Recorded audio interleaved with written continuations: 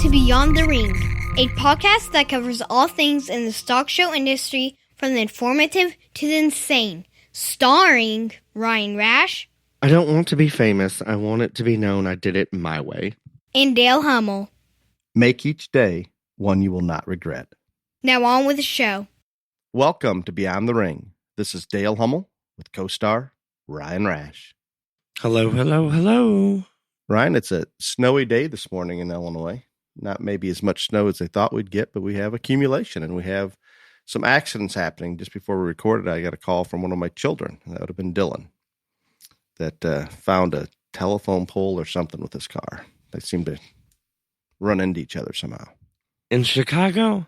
Some en route to Chicago, yes. He says it was in town, going slow, no big deal.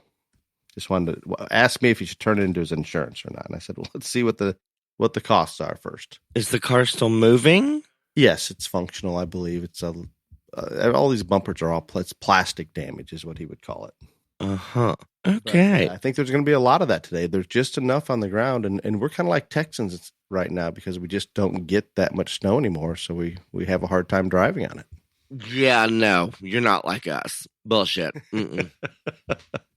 No. Well, it's a very we white shut day here. down when the word snow happens.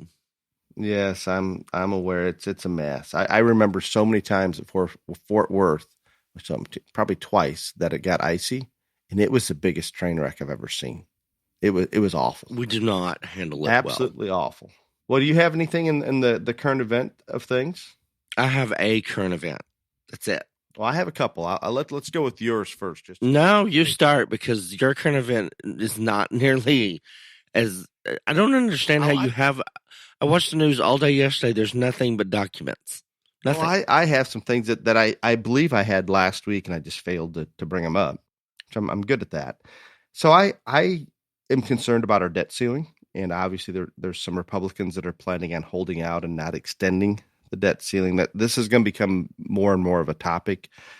In theory, we can go to June before we default on our debt, and it hurts our rating worldwide, I believe.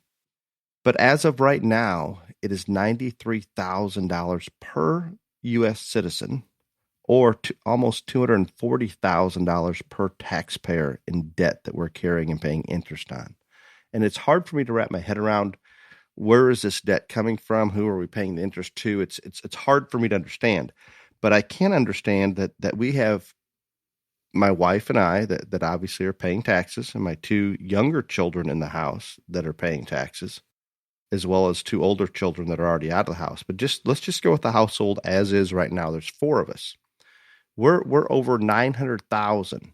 The U.S. is in debt if you just look at four taxpayers in one home. There is no way that I can see ever getting out of this kind of debt. There are not many people out there that can cough up $240,000 if you had to get us back to zero. And obviously that's not the direction they're planning on going. It's paying a little bit at a time. I don't think we could even pay the interest on the debt at this point. And that is a terrible place to be. It would be comparable, I guess, if somebody's making $100,000 in a salary and they have approximately $30,000 or $40,000, probably more than that, on credit card debt at some absorbent interest rate. It would be similar to something like that you just can't hardly get out of. And I think that's where we're at. And all while this is happening, and I don't think I talked about this last week, had a friend of mine that was working on getting some agriculture labor through an H-2A program, which is a legal program. And I tried to get the same done, but could not do it here in Illinois, where you can bring a worker up from another country and it's all documented. You pay them X amount a month and give them a house to live in and all these things. And they work for you and go back for a couple months out of the year and then in theory come back and work for you. Well, he was turned down on his H-2A. It didn't get approved, but he'd already been contacted by the family that wanted to come up, or the individual that wanted to come up, and they were in agreement. Yep, this will work out. Let's come up. Let's do this. So a few months later, he gets a call, and that same individual's in Texas. He says, "Hey, I'm here. Do you still have a job for me?" He just walked across the Rio Grande, right? Just walked across. And the comments came from my friend. He says, "Well, do you need some money to get to my place, or what do you need? He says, no, they're going to bus me to Utah. I've got to go to report in somewhere there. And then as long as I come back and can verify that I'm employed by you, everything's good. He says, well, do you need money to do that? No, they're going to bus me to Utah, no charge. I've got to get my way back, but they gave me a $2,000 debit card. So we're given the illegals that come across this kind of money. Now it was him, his wife, and his daughter, so it's probably per person. I don't know how much one individual's getting. But as we're this deep into debt and we're giving money to other countries to secure their borders and giving illegals money when they come across our border, yet we continue to go on this kind of debt. I'm very confused. So when it comes time to raise that debt ceiling, I'm not a big fan of the government shutting down, and they're going to say, oh, you're trying to kill the elderly, you're shutting off Medicare, you're shutting off Social Security. Something has to be done. So I'm with them on getting some concessions on this. No, the House is not going to sign off on the debt ceiling unless we bring down spending. That is my small rant for the day. Okay. I have nothing to add. Nothing. Nothing. Are you okay with your tax dollars just going out the window? Dale, I don't think you can rant, you can scream, you can do whatever you want to. It's not going to change it. Well, I think what changes is the House doesn't approve the debt ceiling. And then the government shuts down. Well, then we bring down, or they reduce spending. This administration's not going to do that. Well, then maybe the government needs to shut down. Maybe we need to start over. What do you think? Let's try to do something different. No, the government has shut down before, and that ended tragically. And it will cost more money. Our current president, Biden, when he was in the Senate, was in favor of not raising the debt ceiling and trying to get concessions. It's just a big game. But I guess my bottom line is I'm tired of the ridiculous spending, not just outside of this country, and we're sending billions and billions of dollars outside the country, but within the country as well. It's completely out of control, and I don't think anybody stops and realizes when it's $240,000 worth of debt per taxpayer. I don't know how we ever catch up on that. We can't. So I don't know what the end game is. I don't think there is one. No, I guess not. You're ranting about a problem that is not fixable. Well, I think that the reason I'm ranting about it is it's going to become more and more of an issue because a lot of the newly elected representatives in the House, they're not willing to raise that debt ceiling, and we're going to get that. They say that. Yes, you agreed, and I'm sure at some point they also said that they weren't going to elect McCarty Speaker of the House, and guess what happened? They did. You're right. Let's just see how it plays out. I hope they get something in return. That is my wish. There you go. So, what's your other current event? That's pretty much it. I think you're going to cover the other one, and that's our documents that happened to. You said you had multiples, and you only have. This is going to be the shortest current events in the history of the world because I do. Here's another. Here's one I just remembered, and this I think was happening last week as well. So not only are we smuggling people across the border and drugs across the border, guess what else is coming across the Mexican border now? Illegally, that you would not expect. I have no idea. Eggs. Oh, eggs. Yep.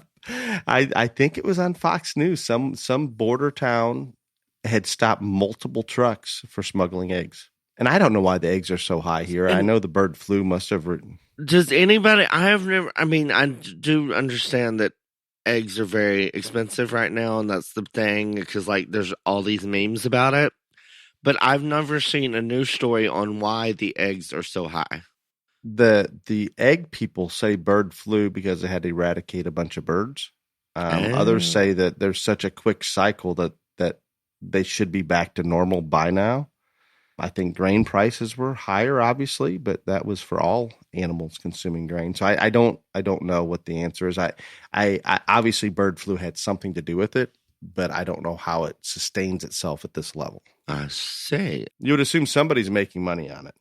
I didn't even know there was another outbreak of the bird flu of it all. This was like a year ago. And it's just now taking effect? I don't know. They've been going up more, the past 12 months, but it's high right now. I don't remember a couple of years ago. I don't eat eggs. I remember looking at eggs for 99 cents a dozen or something. I'm thinking, well, how can we even produce these that cheap? So to me, the $5 or $6 a dozen, it's way higher than it's ever been. but it doesn't seem that far off to me. But obviously people are very angry about it, and I hope the price comes down, but I thought they were extremely cheap prior to this. I don't eat eggs, so this really does not affect me at all. Maybe that's why I haven't researched it. It's in a lot of the different food that you're probably eating. Any of your pasta? No, I really dislike. I'm not saying it doesn't, but I don't eat eggs on anything. Like I don't eat scrambled eggs. I don't. Yeah, like if there's egg on something, it's coming off. No eggs. I mean, I know that's like in batter and stuff like that, but like for me to just eat eggs, no, not gonna happen. And while we're on this topic of eggs, and this is going to sound, I'm almost embarrassed to say this. So if any of you chicken showers are out there and want to send me hate mail, y'all go right ahead because I don't judge chickens and I don't eat eggs. So get with it. Well, the hate mail I can get from it, I no longer like the traditional white eggs that you get at the grocery store that are cheaper than the rest. I have a lady that comes by to clean the house once a week, and she usually brings us eggs from her chickens that are roaming around her front yard. And she don't need to be a house cleaner anymore. She's rich. Much darker than the ones you buy in the store, and have a much better taste to them. I don't know if you want to call it pasture chickens, organic. I don't even, and you know where I stand on most of that. I'm out. But I would have to say I do prefer the taste. I'm going to call them pasture eggs, that if you go to the grocery store, they're cage-free or organic, and those cost a small fortune. But I do prefer them. Mm-hmm. Well, now that we've talked about your eggs and your... Give us what you have on your Rich Maid and something. Again, there is... I got to go home for... Well, when I leave, it'll probably be 36 hours. But anyway. And... Redefine home. Cherie's home. They all know that I don't have a home. You just revel in it, and you talk about it every week. I can't even believe that you don't have a home for. It will be a year, we predict. Correct? You talk to Daddy James. You know this is exactly the truth. Oh, it's terrible. Absolutely. You had the conversation with Daddy James at Oklahoma City, so you know that it's true. So I don't know why you bring it up every week. We came up with bulldozing and starting over would be quicker.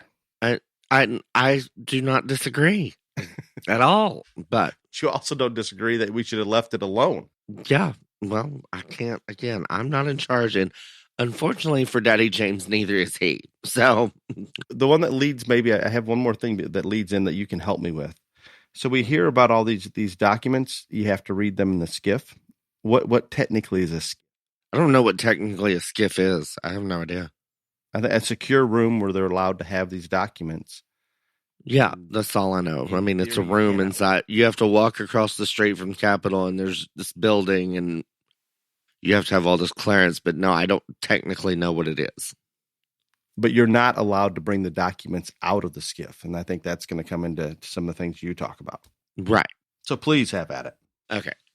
He's really confusing me this morning. Anyway, so... Again, I got to watch the news all day yesterday, and it did not matter what program, what hour, it was documents. There was no talk of the border. There was no talk of fentanyl. There was nothing. It was all documents. Of course, this all started with Trump and Mar-a-Lago, and when they raided his home and found the documents. But I also want to bring up, because this is a long sorted process, Trump and the FBI and the DOJ, they were all in communication about the classified documents that he had for like 6 months. Also, as I told Dale yesterday, I vividly remember at the end of Trump's presidency, for several days, there were news cycles that said Trump is declassifying mass number of documents and he's just going to let the world know all these things, because Dale was the most excited that he thought all the UFO shit was coming out and all this other stuff. And so I vividly remember all that. Anyhow, so Trump leaves office, and as these people have all very well pointed out, it is not like Trump or Biden or Pence or anybody else that is president or vice president packs up their own belongings out of the residence, the offices, nothing. There are people that do that because it's a very quick turnaround. You are in office until noon and then somebody else gets sworn in and whatever. So they don't do it themselves. Anyhow, so Trump and whoever are talking about this, then he gets raided. Then they throw Biden out there and Trump is awful, classified material is so important, and you can't mishandle it, and whatever, and just go like a dog with the bone forever and ever, and like for weeks on end about this. I have decided, and I am obviously, you that listen to this know that I am not a conspiracy theorist. I'm not the alien person. That is Dale, who is the conspiracy theorist. I have decided that this was all a calculated, orchestrated plot to prevent both Trump and Biden from trying to prevent them from running, but most definitely prevent them from winning.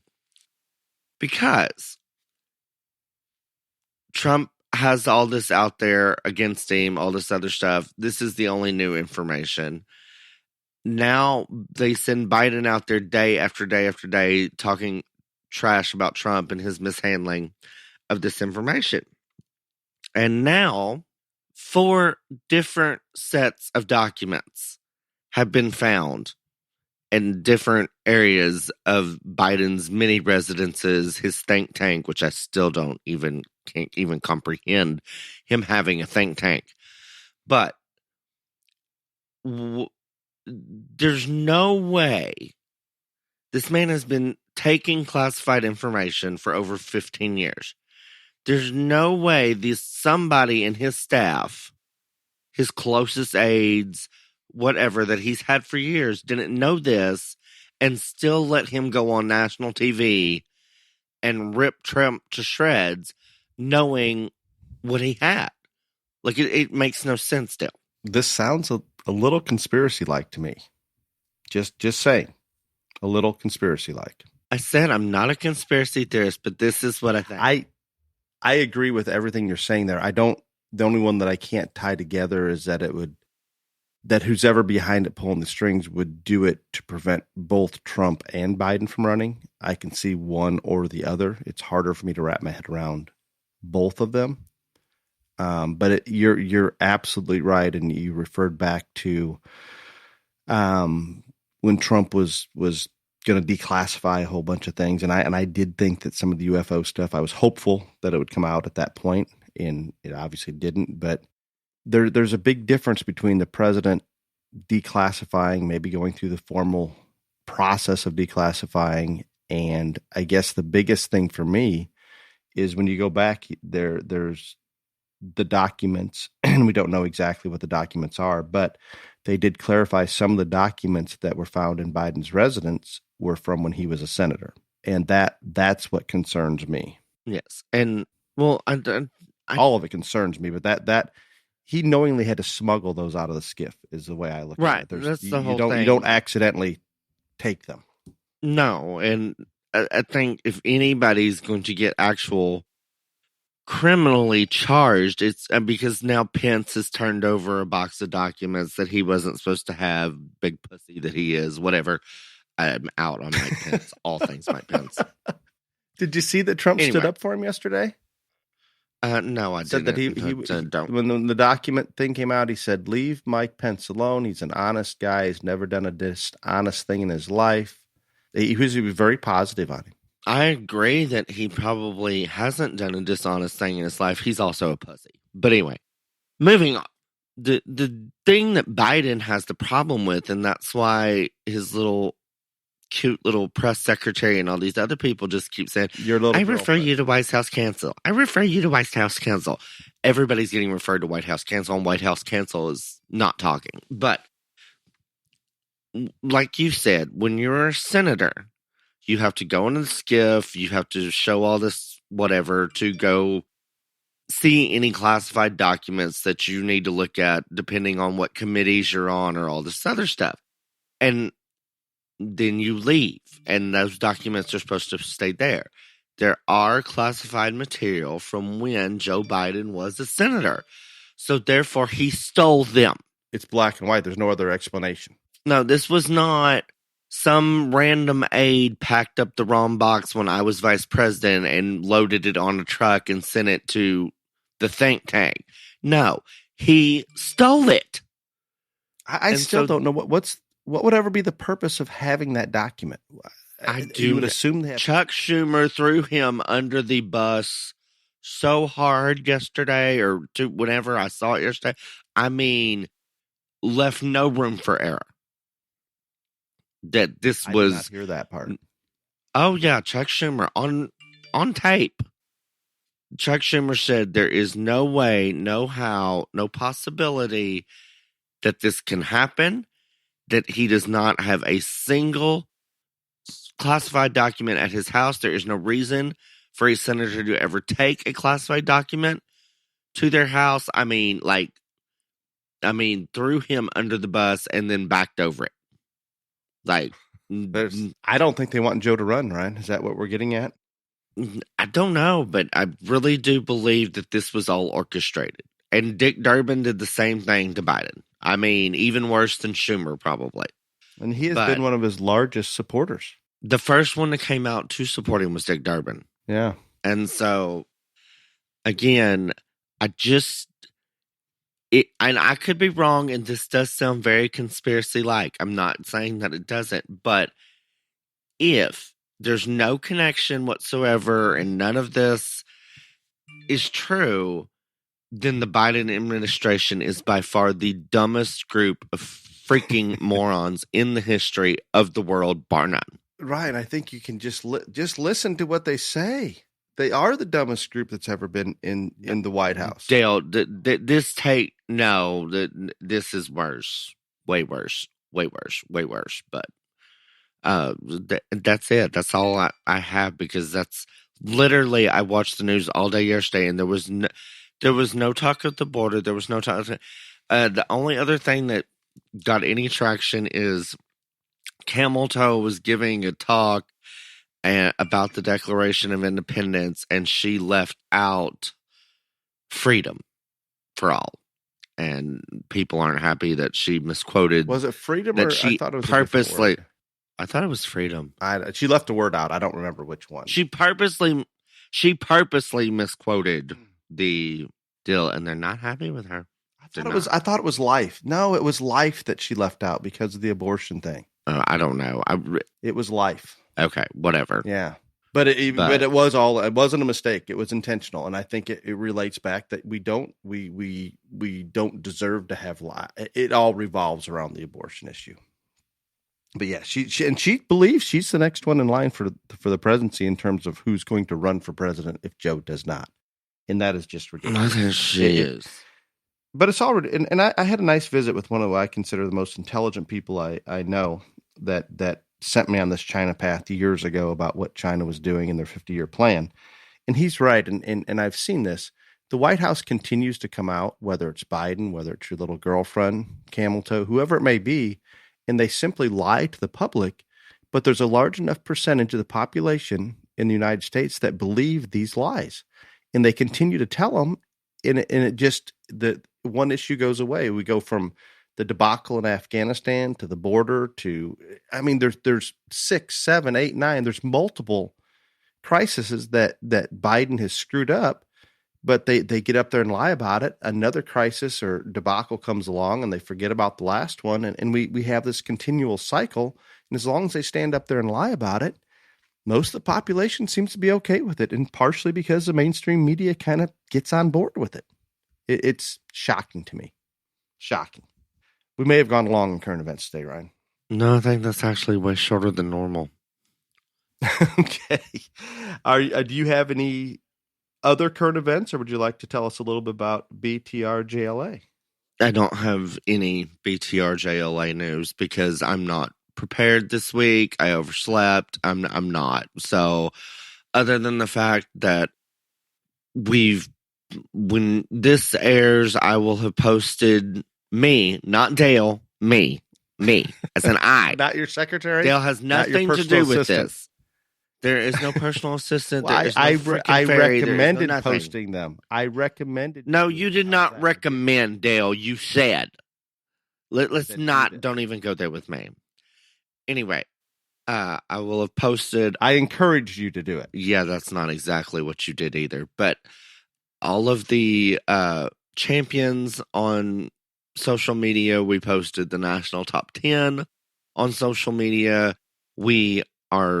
Trisha is boxing up state awards and buckles and things right now as we speak, and those will start shipping within the next week. We are still waiting on the boxes for the regional and state banners for those states that they're supposed to be delivered by Amazon today, because you can't ship in the same boxes because the just all won't fit. It's a mess. But those boxes are supposed to be delivered today for the banners, and those will be going out. We're going in order. We're starting with the national awards, then we're going to regional awards, and then we're going to state awards, and we're going to get them all shipped out as soon as we can. We do have some sponsors for next year. Not enough. We need more, but we'll start talking about the sponsors that have gone on and signed up for 2023 on next week's podcast. And sanction your show, become a member. Yeah, that's all I got. A couple things, and I can't remember. I believe it's Joshua that's doing the portraits. Is that his first name?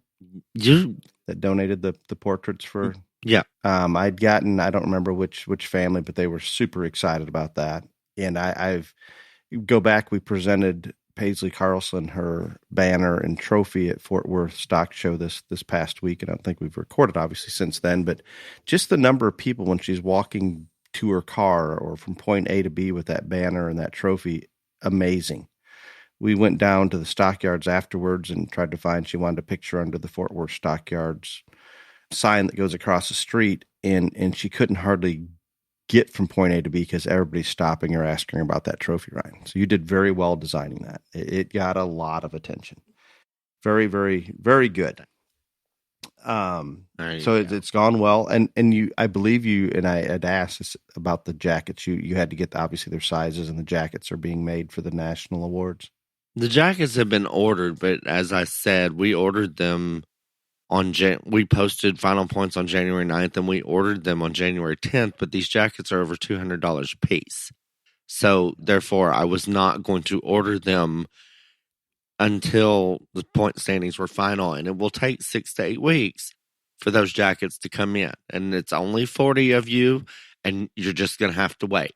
That's just all there is to it. Yeah. The other thing you might want to try, and I don't know if this kind of volume works, but a lot of the companies that are you shipping UPS, FedEx, all the above? No, we're shipping regular mail. Regular mail. I know with UPS you can negotiate a rate when you have that kind of volume, but I have no idea what's the cheapest. That's out of my knowledge realm. Well, that's all good. I think people are excited to get those awards, and it sounds like the end of the year went well. And just when you post like those pictures of all the trophy, it's just overwhelming how many awards. I don't think people, I know I don't fully comprehend just how many awards you're sending out. It's unbelievable. Hopefully everybody enjoys them. With that said, I'd like to thank ShowFresh H2O for giving back to the youth and livestock industry. Your continued support is greatly appreciated. Main topic. I believe this was yours, Ryan.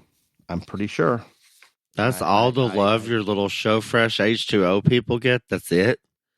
You must be really upset that you're not their water boy. No, I was going to mention Best of the Barns. They were Reserve. New product. I'm Best of the Barn. So that there's people out there that obviously are recognizing the value. And it's real. I can go on and on, but it's real simple. The animals need to drink. If there's chlorine in the water, they're probably likely to drink far less, if at all. Put some of this in the water, the chlorine taste goes away, animals drink, they're hydrated, they look better, they do better. How's that? Very simple. Go. Very, very simple. And you're going to talk about H2O, ShowFresh H2O's Best of the Barns before ours. That's real nice still. Well, did we not have a podcast already since that came out? No. Oh, well, yes. No. Beyond the Ring wins Best of the Barns. Huge. There Second you year in a row. go. Second year in Yeah. a row. I was Exactly. happy with where we ended up. I look at the vote totals, and I don't know, was it like 9,000, 8,000? I don't know what it was. But there looks like a lot of We're like people that vote on the Best of the Barns. We were like the third highest vote getter. Third or fourth, I can't remember exactly, but yeah, one of those.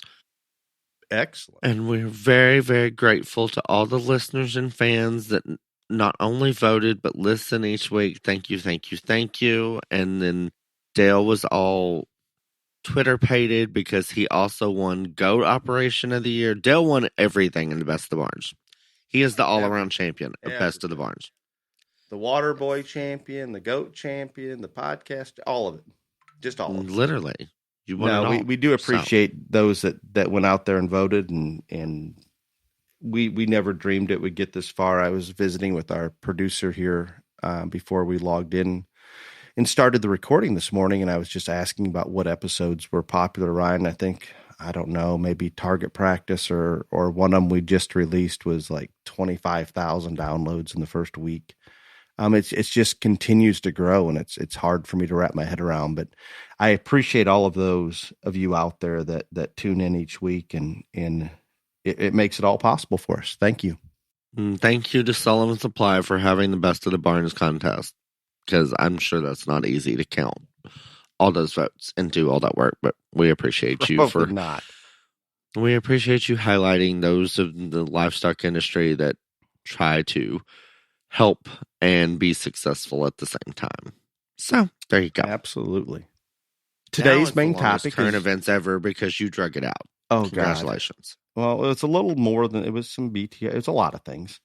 Okay, with that, the topic today is one that I think that everyone kind of gears up for and hopes to get to, and that's talking about the backdrop ready, or backdrop ready in terms of getting your photo taken for champion, reserve, division, class, whatever it may be. And Ryan had thrown this out there, and I feel exactly where he's coming from. I want, before we even begin, and Ryan's going to have more to say about this than I am, I'm sure, but I am in such appreciation for those, most of the time, young ladies that are taking backdrop pictures. Oh my God, you sexist person, you. Well, I'm not all of them, but I mean a lot of them, and there's some guys that are great too. But a person. Oh my God, you are so sexist. You are literally what I am getting at. What I am getting at is they don't lose their cool, and you know how many backdrop pictures, if I'm the photographer taking and it's not working, I couldn't do it. It's just it's impossible. No way. I try to take goat pictures for our sales. And Craig and I and my wife, Holly, we work together very efficiently on getting the actual picture taken. And it's still a struggle, absolute struggle to get that done. And I can only imagine when that photographer is trying to give direction, trying to get everybody's position properly, the banners level, the feet and legs right, the head out, the shoulder, all of the things that have to happen. And they stay pretty calm about it. And you know they're just dying inside, but they put on a really good front. So shout out to all the male and female people that, and whatever you want to identify as. How about we go further, gay and heterosexual, both as well. We don't want to discriminate. There you go. All whatever you want to identify as. That are livestock photographers, because again, I think you have a very, very difficult job that could be made a lot easier in a lot of different ways if people will just listen and also apply what we're going to talk about in this podcast. But before I go into that, I do want to say thank you, and I do want to tell you people these things. I would say by and large, those people that are the livestock photographers, they did not just like get plucked out of a tree or an alien ship sent them down here. They showed they like this. They like picturing kids and livestock and all this other stuff. They are members of our industry and our community. Also, I don't think y'all have a clue what those cameras cost that they use. Like, I don't think you have a clue what they cost. This is not a cheap profession, hobby, whatever you want to call it. And so it's not before easy. I get It's not easy at any level. It looks terrible. It to me. is physically exhausting. It is expensive. It is all these things. And so you need to buy the damn photograph. You don't need to screenshot it and steal it and put it on your social media and all this other stuff. And you people that literally do that, every time I see it, you do not understand how close I am to calling y'all out. Like, it is just ridiculous. The ones that just send me over the edge are the ones that use it for their Facebook or Instagram or whatever profile picture with the watermark on. Oh my God. Oh my God. Oh.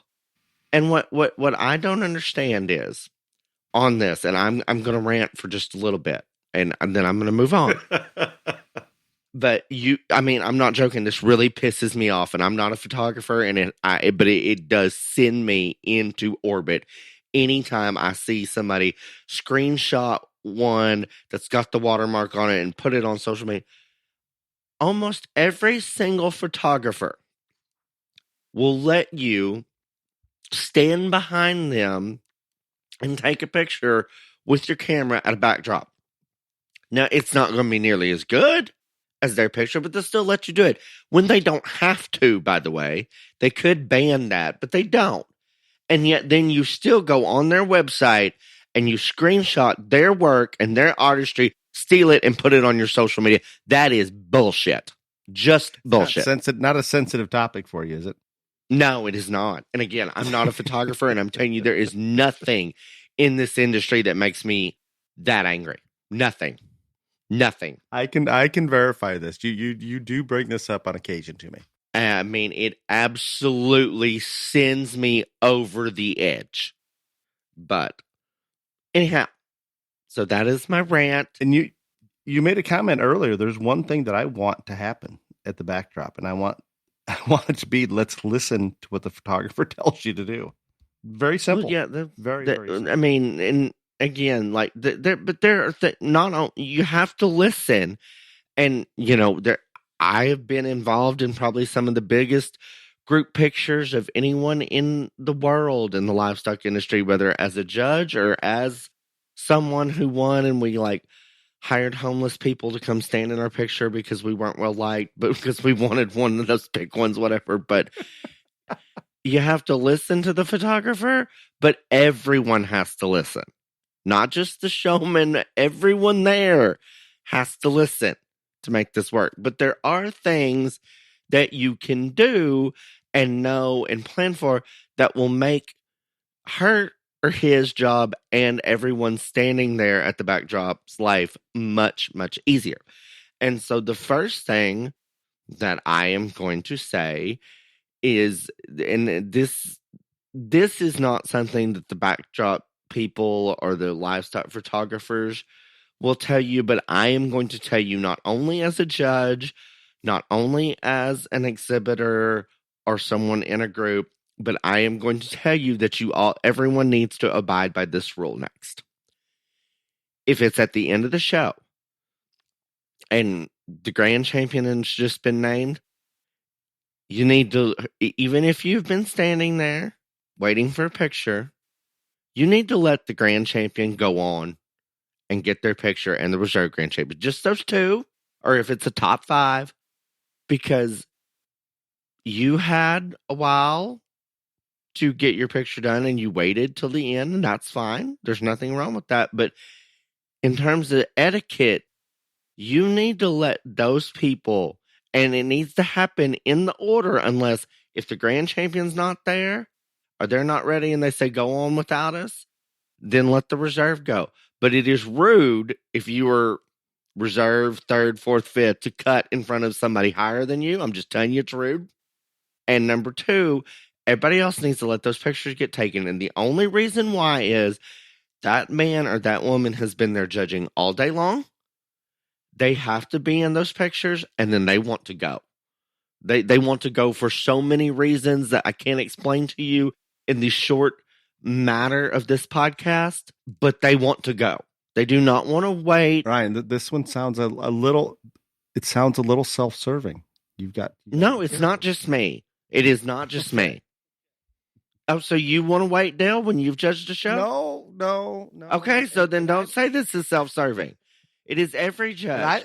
I like the fact that there's an absolute order, and that's the biggest issue that we're battling over who's going to be next. Well, it's simple: Grand, Reserve, third overall, fourth overall, whatever it may be. And as long as everybody knows that, that's just the order it is. And I don't understand why they don't know that order, but that is it. And again, I would say most shows are pretty good. Most places it generally goes that way. I think most are, but they're not all of them. Most are, but not all of them. And I do think, I have seen every type of situation.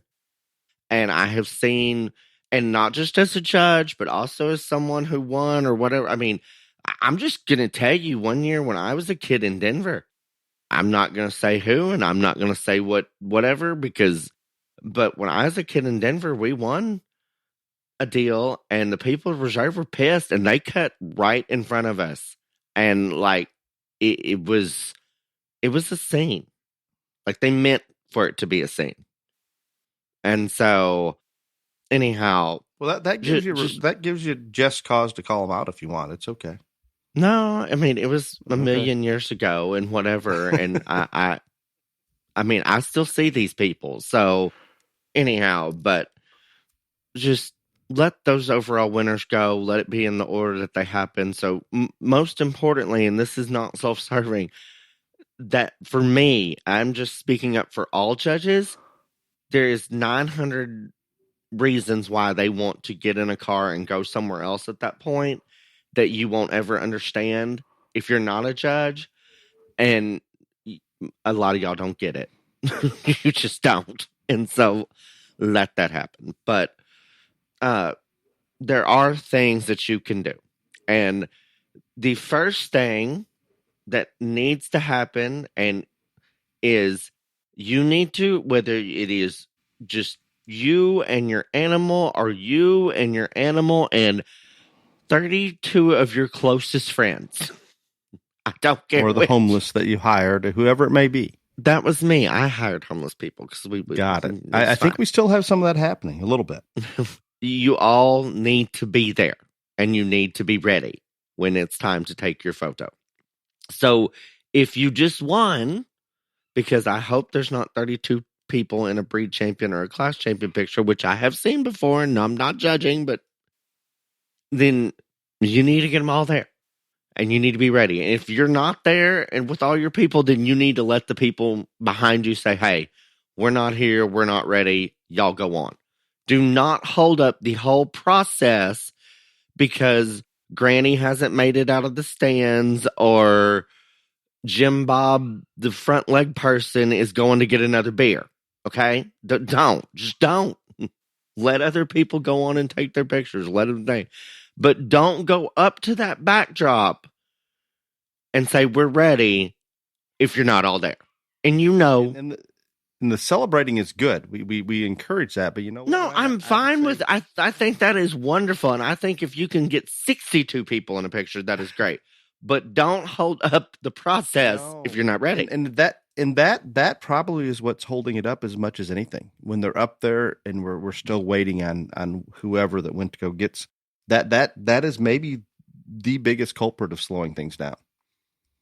Yeah, you get up the backdrop and you've got half the crew there, and then the other half's not there, and y'all are all calling or screaming and all this other stuff. And yeah, it does not work. Do not take your animal into the backdrop until you and all your people are there. And this brings up another point for me. I don't care if it's a pig, sheep, goat, calf. I don't care what it is. All of you people that are going to stand at the backdrop, you have to go in there before the animal. There is no way it is going to work for the animal to go in and then y'all all pile in behind it. It does not happen that way. I do not understand how we do not understand this. but it will not work that way. So, to make everyone's life easier, when it's time to take your picture, again, whether it's 1 or 105 of you, everybody that's not the showman or the person that is going to set up the animal and get it together for the backdrop photo, because a lot of times it's not the showman that does that. And that's fine too, because I've been that person, kids exhausted, crying, whatever. I have been the one to get it set up. I literally almost took an animal away from a child at a show recently and whipped it around and set it up for him. I'm not going to lie. But I didn't. But I almost did. But whoever else, get in the backdrop, get settled, and then there is going to be, the photographer is probably going to say, hey, you need to move this way, you need to come out with this, you need to go over here, you've got on black, the calf is black, either take your hoodie off or move off all these things. There's going to be things, and you need to listen and oblige and do what that person says, and then we're going to bring the animal in, regardless what species, and get it set. Agreed. And occasionally somebody can, if it's a big group, you can slide it on the end and get away with it if you're the person trying to set up. But anything beyond that, does not work that way. One person can, Dale, not 15. One person. Yes, no, I'm saying one person can slide in. Yes, but not 15. Yes, that's what I'm saying. No. Yeah. Impossible. But that is, and again, a simple thing. And I know this is just going to kill all you little jockeys that wear now everybody's got the black hooded sweatshirt and the black wash pants or whatever, ski pants, whatever, and they all have their whoever they're working for's insignia on them and all that stuff. They probably have it on their underwear too, because you've got to have the cap and you've got to have the hoodie and you've got to have the wash pants and all that, and for some reason they're only in black. But if you're going to go take a picture with the black calf and you want to be in the picture right by the calf that you spent all this time working on, you're going to have to start taking your team gear off. And you know that beforehand. Don't get behind it. Get on the end. Right, but they want to be right there behind it because they want to make sure they're seen. So you're going to have to, and you know that beforehand, so take it off. Just rip it off. Yeah, but it's like, pretty, it can go back on as soon as the picture is over. You can put your blessed hoodie back on, but yeah, you're going to have to take it off. And there's several things, Ryan, that every single backdrop, there you hear it every time, and you can hit on them, and I'm happy to gear in, but every single picture, it seems like, here's the same things that the showman or that group's being told by the photographer. What are they? Well, and the first one is whoever is taking the animal in for the backdrop. And again, this is regardless of species. Every species, you have to go in and angle your shoulders toward the backdrop. Okay? And animals. I'm going to say half of them don't. None of them do. None. No, there's some that do. None. I see most of the cattle. Dale. Not most. Dale. There are some that do it Dale. automatically. You're just trying to be nice. Say none. I would say you can't say. I none. would say 5%. 5%. I would go 5%. higher than that, but it's not enough. We can agree on it's not enough. And then we recircle, and it still every animal. It doesn't matter what. It does not matter what species. No, the shoulders have to angle in towards the backdrop, and they tell you that as you tail out, shoulders in, as you're taking the animal in, and you're not listening. Because they're already saying it before you ever walk. Okay, when you go in, angle the shoulders towards the backdrop, and then nothing. So when they pull in and we're not angled, then we try to occasionally. Some will try to just move the hip out, and it just never works. You've almost got to recircle again. If it's a sheep or a goat, you can bounce the shoulders over. That's much easier. But a hog and a calf. Very few cattle are going to let you push their shoulders over or their ass end out without it, causing too much movement. Same with the hog. It's not going to happen. So if you would just from the beginning, and we're all telling you now, and I'm telling you any photographer in the livestock industry, if you will just go in and angle from the beginning, it will make life so much easier. So Absolutely. much easier. You know what else would make life easier, Ryan? I was just thinking. I've got a good one here.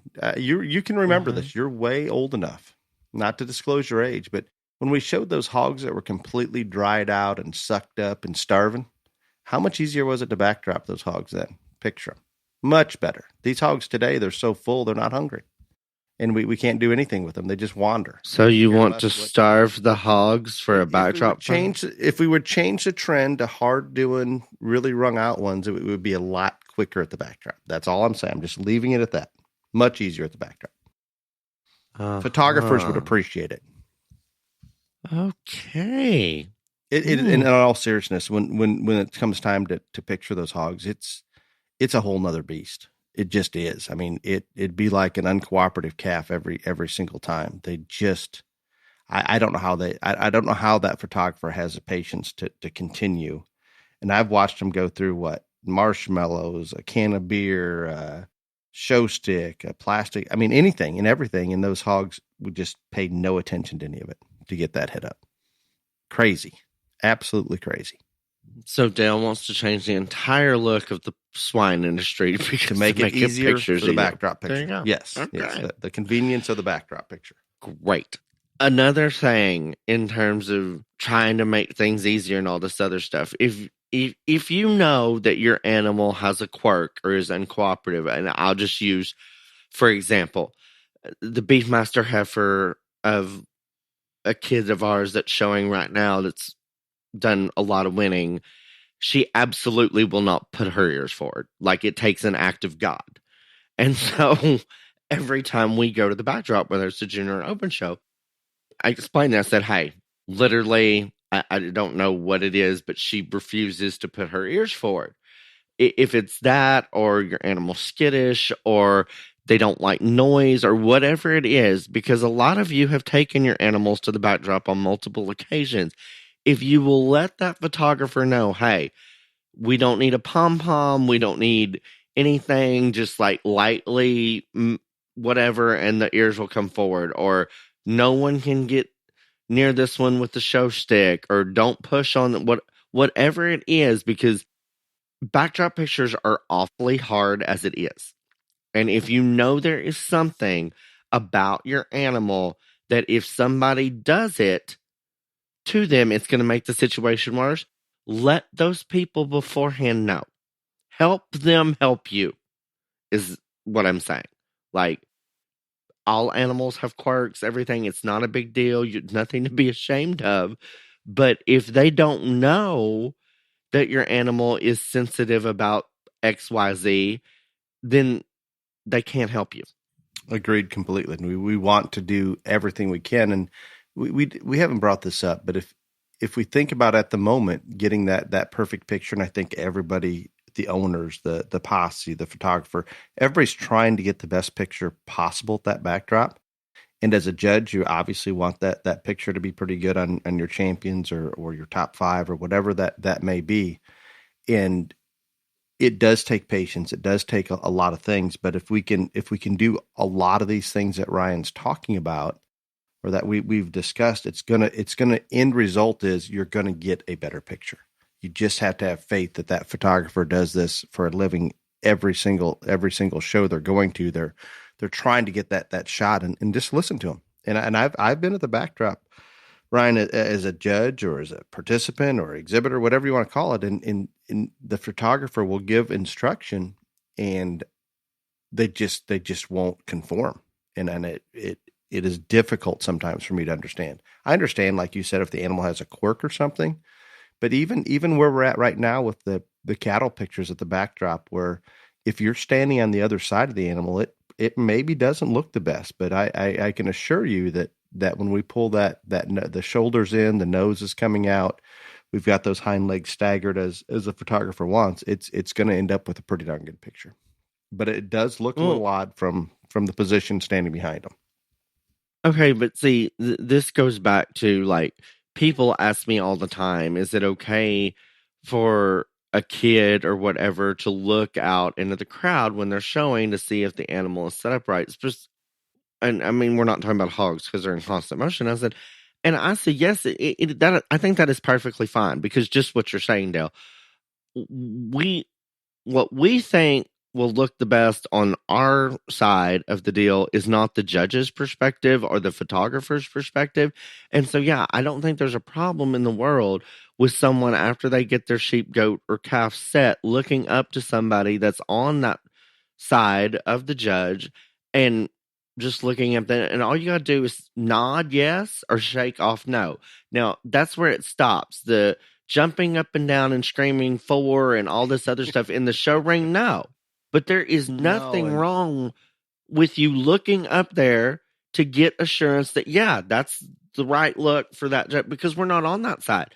And same thing with the photographer. I've been in many a backdrop pictures, like standing there, and I'm like, oh my God, this looks disgusting. There's no way this is going to work out. And then when the picture comes out, it's an excellent picture. But from our side, you think, oh, Jesus Christ, this thing's going to look deformed.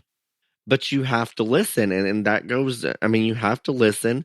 But again, there are some animals, and again, sheep and talking about sheep and goats, a lot of these kids don't place feet anymore, and that's fine if they can get them, walk them into it, or push them, around to get it into setup or whatever, all this other stuff. But like, I was at a county fair the other day, and Champion Sheep absolutely would not allow his back legs to be touched. Okay? Which, all right, I get it. But kid didn't tell the photographer that. So the photographer goes down there, grabs the back leg, sheep blows up, and then it took an extra 10 minutes for that sheep to calm and settle down to where we could get a good picture of him. If somebody would have just told her, do not touch his legs, she never would have. I mean, so that's what I'm getting at. If you know there's something that makes your animal angry, if it happens, let them know before. Yeah, and you're not being rude. I promise that photographer wants this information. That just makes it easier, period. Right. So don't think of it as you're trying to step in and be rude. Tell her or him what to do or anything. Yes. Yeah, no, it's all positive. And that's a great example, and that happens a lot. And there's a lot of sheep and probably more goats that some of them just don't. It does not work to grab that leg. It just is what it is. I mean, it's just part of it. But I mean, you got to, if you know those things, then share your information. And then the next thing, you were talking about listening, and so I whoever is setting the animal up has to listen. I'll tell you who else all needs to listen and never do. All the other people in the backdrop photo, all the other people, you all need to listen to. And I know that in most of these, it's one of those moments and you're happy and everybody's yeehawing and jihawing and celebrating. And you're supposed to savor the moment and enjoy the moment and all that. For this 5 to 10 minute process, let's pause the celebration and focus on getting the best picture that we can. So for years and years to come, you can remember this with a great photo. So all of y'all back there, you need to pay attention to and listen. And that means not texting or snapping out to your 5,000 friends that you just won such show, not moving around, squirming, not jiggling the banners around, not moving. Try to stay as still as possible. Don't be playing on your phones. Have your eyes forward, your smile ready, your scowl ready, whatever it is, look you want at the backdrop. You be ready so that when the moment that animal is put into the set, that photographer can get down and start snapping pictures. Don't be on the phone. Don't be thanking the judge for the 900th time or trying to explain to them all this other stuff. At that moment, everybody just needs to stay calm and stay still and get the picture taken. But y'all need to listen too, because there's a lot of times that if you're not listening to what's trying to get, I mean, a lot of you could help actually. If a tail needs to go down and you're standing at the ass end of the animal and you're on your phone snapping somebody, oh, I won, and not helping get the tail down, then you're not helping the situation. So everybody needs to listen. And I promise you, as a judge waiting to get that picture, and more so the photographer, when that animal comes in and it's perfect, it's set up perfect, and we've got one in the posse that's visiting with another one, or the banner's off in some crazy angle or whatever it is, guess what? You probably missed that best photo you could get. And that's the purpose. That's why we're there. So take it a little bit serious for that time. And Ryan, I don't remember. I think most of the photographers, I don't know about all of them, instead of holding the banner by the cord, they're wanting you to hold it by the top of the banner so it's more likely to be straight, level. Well, you have to hold it by either end of the dowel or whatever it's on. And then also you have to angle it so there's no glare, especially if it's a felt banner, it's not going to, but if those vinyl banners that are so popular, you have to angle those so there is no glare so they can actually read what's on it. And I think getting those angles right, whether it's a platter or a banner, exactly what Ryan's talking about, that to me is as big of a challenge for a photographer as anything. Because it's never done. And I get it. We don't completely understand, but when they tell you to do it, you have to do it right then. And they oftentimes will tell you before you even get the animal set up, but it doesn't always register. Yeah. But a lot of good shots are missed because of it. Oh yeah. There is. And another thing, talking about the people in the backdrop of it all, and this is probably going to bruise some egos and make some people mad, and that's okay. I'm just going to tell you that most of these events are junior events, and it is about that kid and that animal and all this other stuff. And I have nothing against alcohol at shows. Nothing. Everybody does it. I get it. I've done it, whatever. If you are drunk, well, I'm just going to put it, if you are drunk, either be quiet at the backdrop or stand at the end. And there's nothing wrong. I think there is something wrong with probably being way wasted at a show. But even if you're buzzed and feeling good and whatever, just, again, when you say things and do things in that state at a backdrop, it's not becoming to you. And this is from anything. I mean, most of these people are in a good mood because they won, etc. But it's not a good look. And that moment is about getting the exhibitor and the animal the best look they can have. So if you're one of those people that's probably had too many throughout the day, stand at the end and just be quiet. And I just said it. I don't care. You haven't had any of them grab your ass or anything like that? Yes, I have. Yeah, I have. It's great. Yeah. Male or female? Both. I love it. I have not experienced that ever. Ever. You're the problem. You're just making fun of it. I'm being very serious. This is a serious thing. Not the How could you not laugh about that? How could you not? Because it's not funny. It is, and it looks terrible on that exhibitor. It looks terrible on that exhibitor. I agree. It's when you tell me the story after the fact. After the fact, when you tell the story, I still don't think it's funny.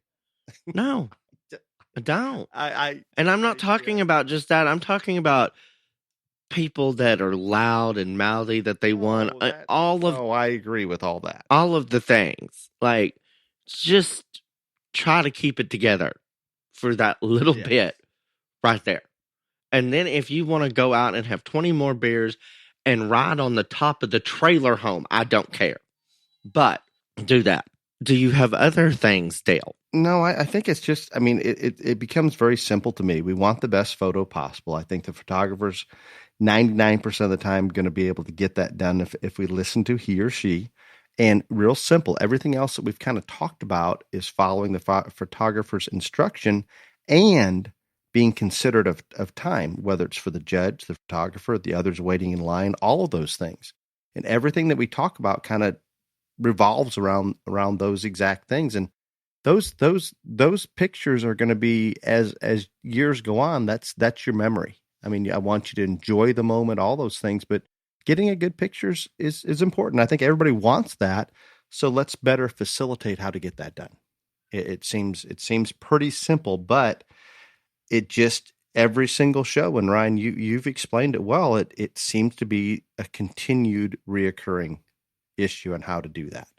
Well, since you don't have anything else to contribute, I do have couple other things. I thought maybe you needed something, but no, I'm good. And this is not a whole lot of the shows, but there is a certain number of shows that they either want a picture with just the judge and the animal, or they want a picture with the judge, the animal, the kid, and like maybe there's little group of sponsors, whatever. There's different scenarios, and this is in a small handful of things. And most of the times they want to take those pictures first. And if you are in that group, and I'm just telling you, in the last several months, I have seen this happen on more than one occasion. Somebody didn't like it that they couldn't be in that picture, whatever, all this stuff. If they're wanting this picture done, it's for a reason. I don't know. I mean, again, it may be a sponsor, it may be a tradition, it may be whatever. But if show management is asking for that picture and it doesn't allow family members or team members in it, just suck it up.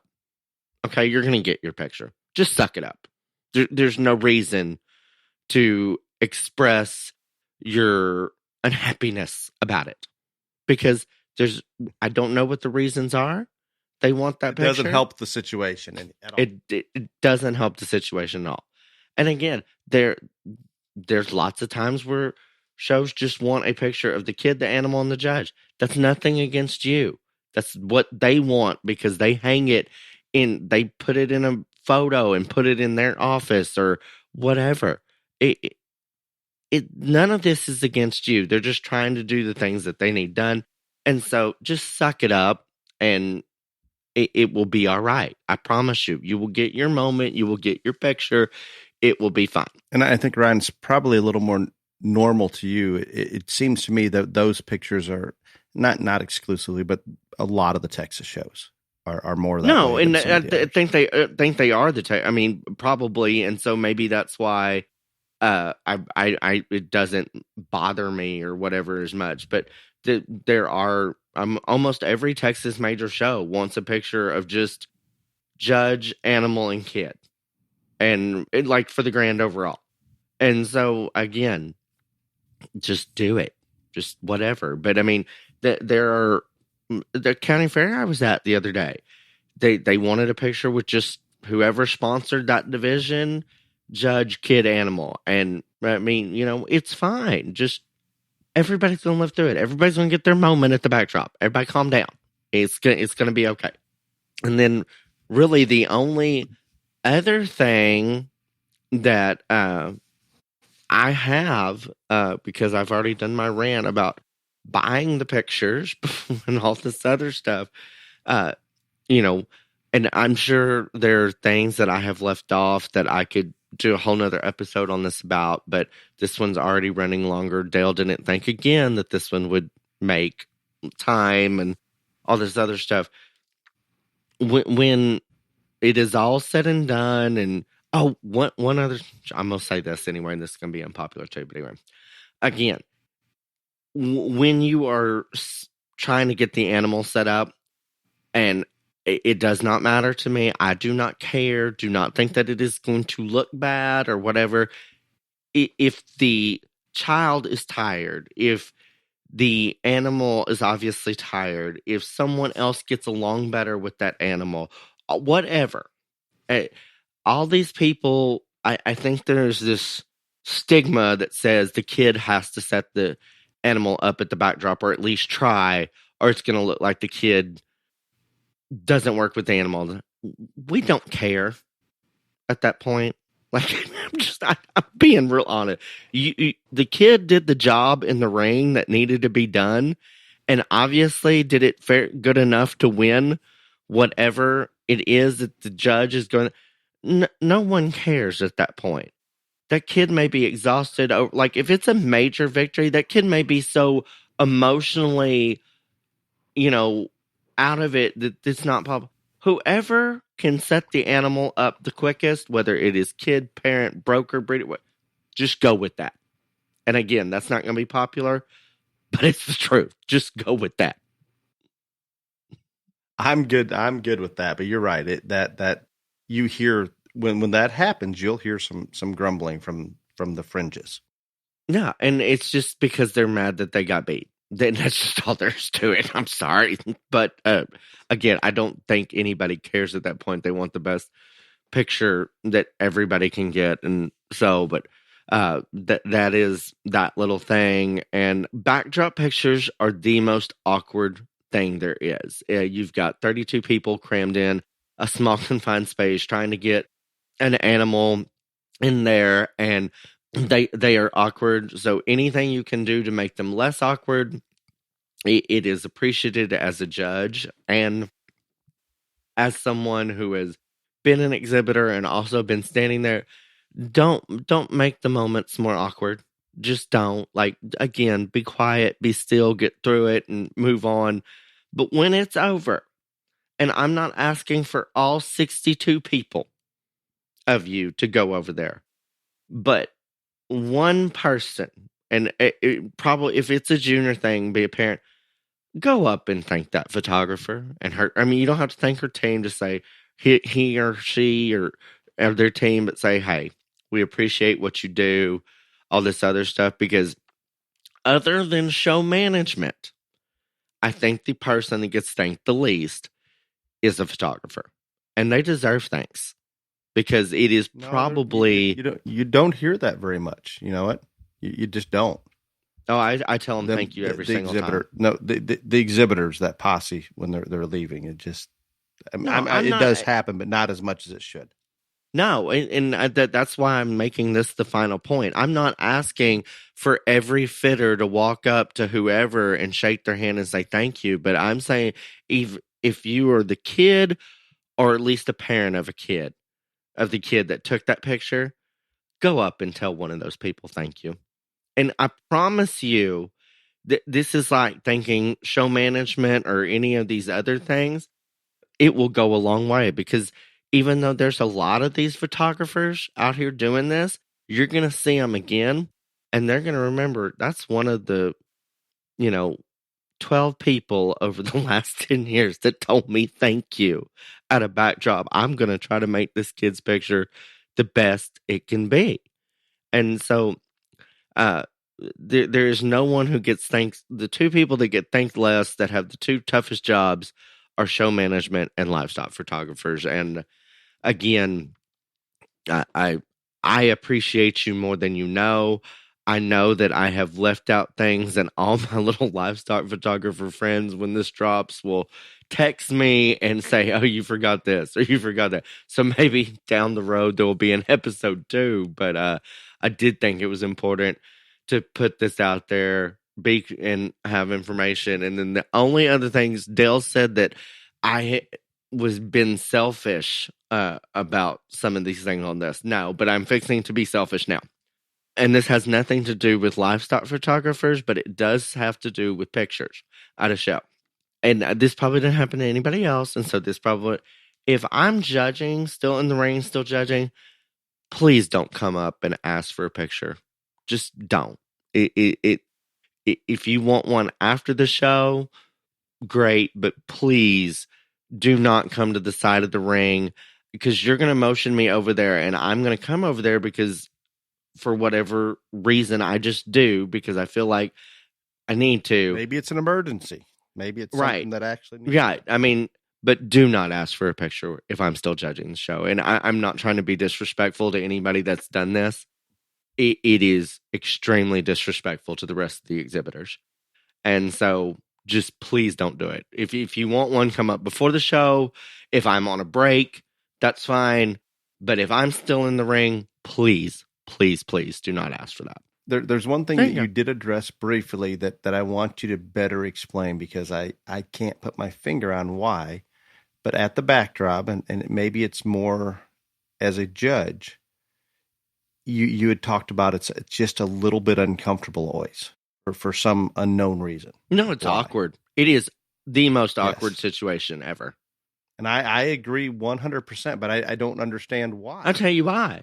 Because people are honest with you why. Because you don't know if they're all happy, if any of them are happy, if none of them are happy, who's drunk, who's not drunk, who's a fool, who's not a fool. And so you're sitting there waiting for the time bomb to go off or the shoe to drop. I mean, very rarely do you know, or at least me, I very rarely know 2 people in a backdrop picture, much less the 20. And I have been to shows, and I mean, this was a long time ago, but I have judged shows where even the people that won the show were angry and bitter and mouthing because the animal they wanted to win did not win. Another one of theirs did. And so I told that person they could get the hell out of the picture then. You held back one bit, did you? No, I didn't blink an eye. And that person did get out of the picture. But it is awkward because you don't know, especially if it's not the grand. You don't know if they're happy, unhappy, whatever. And if there's 20-something people in a photo, especially if it's not the grand photo, somebody's going to be mad. That's just all there is to it. And you don't know if any of them are going to say it, not say it. You know, you're just sitting there waiting for the inevitable to happen. And thankfully, more times than not, it doesn't, but sometimes it does. And you bring this up, and it's awkward because you don't know these people. They all know each other. They're all comfortable with each other. You're not. You're the fish out of water of the group. And it's tense, and getting the animal in position, all those things add to the awkwardness, the tense atmosphere, all this other stuff. And then while we're on this, I again, this is going to make people angry, and I don't care, but I am really trying to help everybody in this situation. If you were a kid, especially if you're a kid or a parent or somebody in the backdrop picture, and maybe you're not happy with the outcome, and that's okay. I mean, it's fine. But don't come up and give the, fake handshake and roll your eye and all that. If you're not happy, stand in the picture when the picture's over, leave. Don't mouth off. Don't give this limp handshake and the eye roll and all this other stuff, because everything that happens in that backdrop photo, and I'm telling you, I'm not the only one that notices these things. Everything that happens, if there's somebody overly drunk, if there's somebody overly mouthy, if there's somebody, all the things, all that reflects back on that exhibitor. And you don't want anything negative to reflect back on that exhibitor. But it does. Every single action. And so, again, when I talk about leave the drunk person at the showbox, I'm telling you, there has been more than one occasion, multiple occasions, where I have said, hey, look, and it wasn't just a drunk person. If somebody was angry, somebody whatever, you're not going to the backdrop. You stay here, because I can't trust you to act like you need to right now. This, and when you because were I didn't want it will reflect on you. When I was an exhibitor, or when I was just broker, the one in charge of that deal, because I didn't want it to reflect back on that exhibitor, because 999 times out of 100, you're going to see that judge again. And so whether they intentionally use it against you or not, it's subconsciously there. And we've talked about this many times. It's right. There. I mean, but I'm just saying, everything that happens at that backdrop reflects on that exhibitor. And so there has been lots of times where I have told somebody, either when I was showing as a kid, or I was kind of the lead of when I was brokering, but I can't trust you to go to the backdrop in this state, so you're not going to go. Or you're too wasted, stay here. Right? Whatever. Anything that I thought might be a problem. If a parent was upset, I never said you can't go, but I would literally sit there and I would say, look, you're going to have to suck it up, and you're going to have to smile, and you're going to have to be good for the next 10 minutes, because we're going to see XYZ again. They're going to judge ABC again. And if you have a smirk, a whatever, condescending, all that, it's going to reflect on your kid. Do you want that for your child? And they would suck it up and fake it till they made it. People don't think about that, but it's the truth. Agreed. Completely. And Are you ready? The damn picture. Are you ready for question and answer? Are you prepared mentally for this? Buy the damn picture. So these aren't. I don't think these are going to challenge you that much. Maybe not. They're too easy. I probably didn't dig deep enough to get the ones that would get you fired up. Okay. The first one is a little long, but I'll read it. And they wanted to stay anonymous. And remember, sometimes I screw that up, so I didn't even put the name on here because I have messed that up before, and Clifton got an earful about it. I'm just going to state from now on, I do not think that you should pick questions that want to be anonymous. If you don't want to put your name with it, then you don't need to be asking the damn question. I can do that. That way I don't screw it up. But I don't even know the name of this one. I blocked it out. I'm not going to screw this one up. Hello, Dale and Ryan. I would like to submit a question for your podcast. Question: I'm from Texas. That means this question's for you, by the way, Ryan. That I'm from Texas part. And we recently wrapped up our county livestock show. During the show, I noticed several exhibitors and even a few parents being a bit heavy-handed with their animal projects in the ring. I don't know how the parents could be in the ring, but here we go. I'm just reading it word for word. Every child that validates an animal project in our county signs a Texas 4-H policy along with a parent. I am concerned that if these practices continue, they can progress into something that can be misconstrued as mistreatment or inhumane. This would certainly be detrimental to our show and livestock shows in general. Aside from reporting these incidences to the show officials, what resources are available to educate not only the kids, but also the parents in the proper treatment of livestock? I wish to remain anonymous. Heavy-handed. You're going to have to They're explain, slapping their lamb or goat. Slapping to get them to brace. Okay, that's what I thought, but that's not how that I is what I described it. Or with a hog a little heavy on the whip, maybe. I don't know for sure, but that's my interpretation. It's a very I don't know what it would be. Odd term to describe. Anyway, and again, I'm with you. Like the parents can't be in the ring, so maybe that's. But I don't see unless parents are driving a pig to. Anyway, I'm getting off topic here. This is a very strange question, but while I appreciate what anonymous, and again, I don't think there should be any of those anymore. That is my take. And Clifton's going to vote with me, so you're outvoted. But anyway, I'm fine. I don't use first names anyway. While I appreciate your concern on that, and I do too see in few instances, not many, a kid that probably gets too aggressive with a whip or, hits too hard in the middle of the sheep's back to get it to brace or whatever. But again, I don't think that it is ever intentional animal abuse when I've seen it, because if there ever was intentional animal abuse, I would have gone to that exhibitor or that parent that saw it and said, hey, this is not good. This is not what we need to do. But I have never seen intentional animal abuse at a stock show. I know that I have seen things that if you are some snowflake liberal PETA activist, that you could probably turn that in to a case on that. And the only thing that I can tell you to do, which obviously you don't want to do because you put in your question you don't want to do this, is you would have to go and tell either a show official or that exhibitor or family's county agent or ag teacher in Texas and say, hey, I think this could be a problem.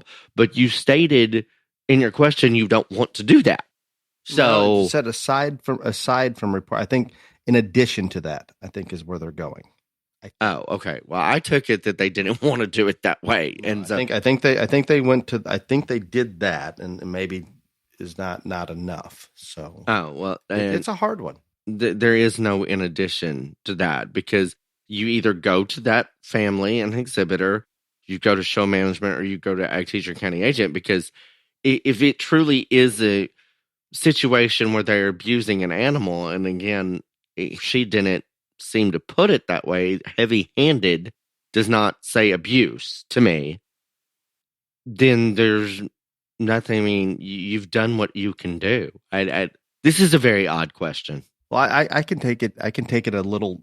I mean, similar direction, but a little different spin on it.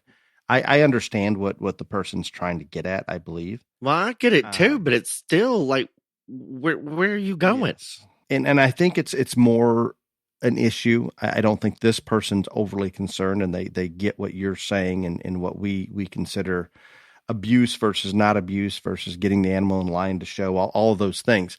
I think it's more about perception and the fact that in the animal industry, not just the show livestock industry, but because the show kids are out there more in the public, people coming, just normal people watching the shows, that is the avenue that people are exposed to the livestock industry. And we want to set as good of an example as we can and not have any gray area where it could be twisted into something like animal abuse, is my assumption. And I don't see very much of this in the ring. And as Ryan had mentioned, I know if I'm sorting those animals, and I've seen some kids when the pig's not cooperating, getting a little hard on the whip, I will go up to the exhibitor and explain this is probably not a good idea. Or if we're getting too aggressive with a lamb or a goat to get them to brace or whatever it may be, I think more times than not, the judge is probably going to say something to that exhibitor.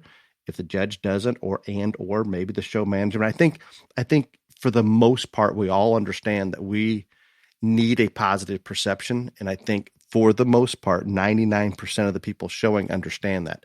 There's always going to be that bad apple that maybe we just can never get through to. And that's unfortunate. So I kind of get it, but I don't think there's any more we can do about it other than encourage a superintendent or somebody to maybe say something to that family. That's about it. Hopefully the judge even just takes care of it right there. And I'm confident, and I can speak for Ryan. If it was more than we thought was acceptable, Ryan, myself, whoever's judging is probably going to say something to him that this is not helping. I would think that would be almost 100% of judges out there, that if it fell into an abuse type situation, that they would say something. Like, I'm very maybe a young judge that's a little uncomfortable saying, maybe they wouldn't, but for the most part, they're going to. So all good. I think at some point, I'm just going to add just one thing I want to add, and I brought this up on the podcast either last week or the week before.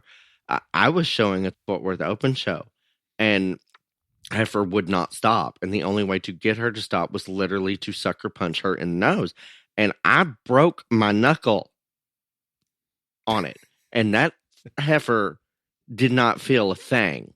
So, but it could have been construed as animal abuse. It could have. And I'm telling you, I am the one that abused. I am the one that got the abuse because I tried to stop her and whatever. And I'm the one that's hurt. That heifer is perfectly fine. So I'm not saying it couldn't have been construed that way, but it was not, because that heifer's nose is fine and I broke my knuckle. So again, keep it all in perspective. Yes, and this question does bring up something, Ryan. I haven't talked to you about it yet, but I know it's going to be you who said this was going to be the shortest topic in the world. It's now going to be the longest. This will be quick. I'm not opposed to doing an episode explaining that we are the face of the livestock industry, the showman and the families behind that, and maybe a clarification about animal rights versus animal welfare and just how all that plays in. I would enjoy a podcast like that. Yeah, but the next question. Boring. The next question. Boring but important. Huh? Greg, he gave us a name. And this is more of a statement, but I think we can comment on it. I think it was meant to be a question, but turned out to be a statement. We have kept our steers home from shows when we had healing ringworm, but the hair wasn't grown back yet. And we disinfect our pins, our supplies. We're in California / Arizona, I assume is where they show. But we have bought steers from Texas, and they don't seem to care about it in Texas. I think the question is, do we bring animals out that geographically, I think there's different perceptions of whether you should or should not take them to the show if they do or don't have ringworm or fungus or something going on. Any comments? I am going to tell you, I don't know about, I don't know how prevalent ringworm is in California and Arizona. It is as prevalent as it is in Texas, and because that's a drier climate, sometimes a desert type climate in some areas.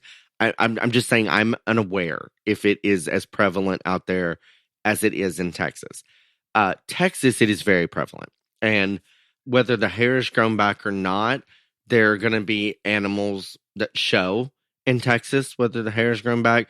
The only thing that I have ever said and what we have always done, and I'll be honest with you, you can find lots of different things to treat ringworm. Black paint will kill it about as quick as anything. So just spray them all with black paint. That's literally the first thing we do. And if it doesn't die after that, then we go to other things. But not all animals are black, and we still spray them with black paint to kill ringworm. I'm just being real honest, because paint will wash. It's not gonna keep you home from a show if it's a steer show in Texas. I mean, just saying, we probably won't take one if it's not dead. Now, if it's dead and the hair hasn't grown back, yeah, we're going to show them. But no, that's us. There are a lot of people that will show them with ringworm, whatever. And again, it's not frowned upon in the state. I'm just saying. I mean, we see it and we go, more times than not, they're going to be allowed to show. Nobody's kicking them out. No one is kicking them out of any jackpot show at all whatsoever. None. Zero. Now, I would say in other parts of the country, there is a little bit of that happening. Even in the cattle, not as much in the cattle, but a lot on the sheep and goats. No, I can remember Kansas City just getting one entered. If you had a spot that might have been 5 months ago, and the hair wasn't completely grown back, you were out. I mean, it was a painful process there for a few years. I mean, just painful. There you go. But no, I mean, so I think it's different in different parts of the country. But ringworm is going to be more accepted in cattle than sheep or goats. Oh yeah, but I mean, I'm telling you, I see a lot of sheep and goats at jackpot shows in Texas that have it too, and I know that's more of a problem. But we don't have. If there are rules against it at shows, they're not enforced in Texas, other than majors. I'll put it that way. Yep. Now I'm gonna use an example, and I'm not trying to pick on anything, and it just is what it is.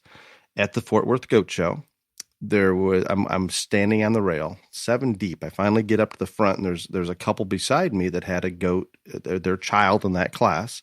It just so happens their child was standing right behind a goat that was covered in fungus or ringworm from head to toe. It was bad, really, really bad. And they were talking to each other, says, gosh, we're probably going to take this goat home because it's not terminal unless you win your division or champion or reserve overall. And they're just talking about how they're going to deal with that because the judge is going to go from the ringworm fungus goat to theirs, and they're going to be exposed to it. You're probably exposed to it every show you go to, irregardless. But and they did mention that, well, it's how can they do this? It's in the rules that you can't exhibit if you have that. But I think you're right, Ryan. For the most part, I think it's in a lot of the rules. But in Texas, it's definitely, for the most part, not enforced. And I'm not saying it's bad or good. I think you can be, like Kansas City was way too crazy about it.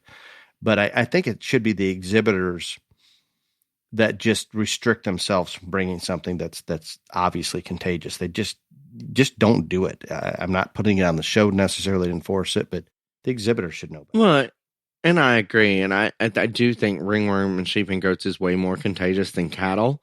Because again, I'm talking from experience here, not just in my barn, but in every kid I've ever helped barn. You may have one with ringworm, but you may have 15 steers on feed, and that's the only one that has it.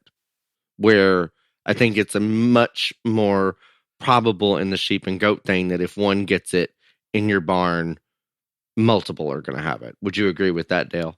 I would, and the fact that the judge is handling the goats and sheep where the ringworm is probably present, where if you handle the cattle, it's probably you're not touching the ring. There's a lot of reasons for it. I think a good question. It just is different in different parts of the country. Mm-hmm. David submits the next question. My wife and I are thinking about starting a small purebred beef herd to give our children the experience of raising livestock. Great idea. we live in Indiana and was curious if some beef breed, it looks like not dairy, but beef breed associations are more user-friendly / youth-oriented than others. I don't know about user-friendly. I'm not touching it. I'm out on this. I don't know about user-friendly, but because I mean, it's been a while since I've registered an animal out of. That's what I'm assuming they're meaning by user-friendly is like the registering of animals. Isn't that how you take that?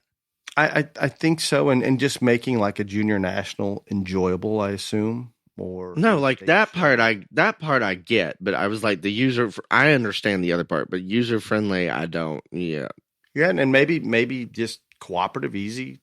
I mean, if you've never done it before, they'll help you walk through that. it. I don't user know. Friendly, I don't know. I would say that almost every one of the breed associations has a very strong youth program. Now, I'm not going to say that there are not ones that are stronger than the other, because there is, but I would say almost every single one of those major beef breeds has a very strong youth program. And so you can't go wrong.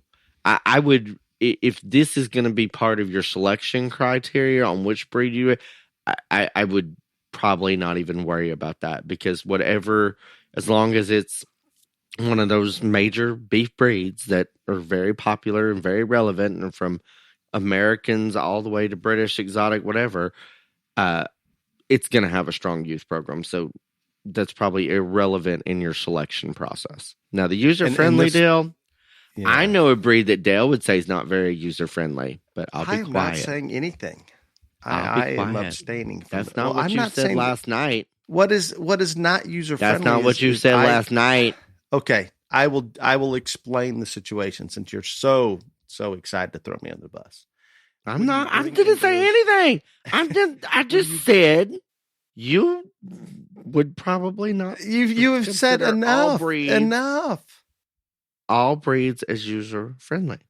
I'm going to say if you were to bring embryos from another country to Canada, put them in recips in Canada, have them born in Canada or the United States of any breed, there is far more complications on getting those registered. Even though it's perfectly legal, it's much more complicated. We're leave it at that. And I spend a large amount of my time doing those things, and I'm not good about sitting at the desk and doing those things. And it just is what it is. The other thing you talked about Americans too, and I'm sure they have a great youth organization. I'm not familiar with that. In the Midwest, probably stick with the non-Americans. Did they say they were from the Midwest? In Indiana. So, I missed the Indiana. Yeah, you don't need to raise no Americans in Indiana. It's not going to work out for you. Ryan, did I tell you I saw a Brahmin female at Fort Worth in the tie-out that I just wanted to take home? I just did. Mm-hmm. How would they do? Like, it's snowing today and 25 degrees. Are they okay? It's not going to work out. It's no, it's not going to work out. It's not. I thought they'd just get shaggy, kind of like a Scottish Highland, like a show Brahmin in full hair. Nope, it's not going to. That's not going to work. Yeah. Got it. I sure do like them, though. I'm in. I like them. Well, I think that concludes the longest episode we've had to date, is my assumption. Clifton will probably tell us one way or the other once we finish. But thank you, Ryan. It was a great topic, some good discussion. I hope everybody enjoyed it. Until next week, be safe. Y'all come back now, you hear?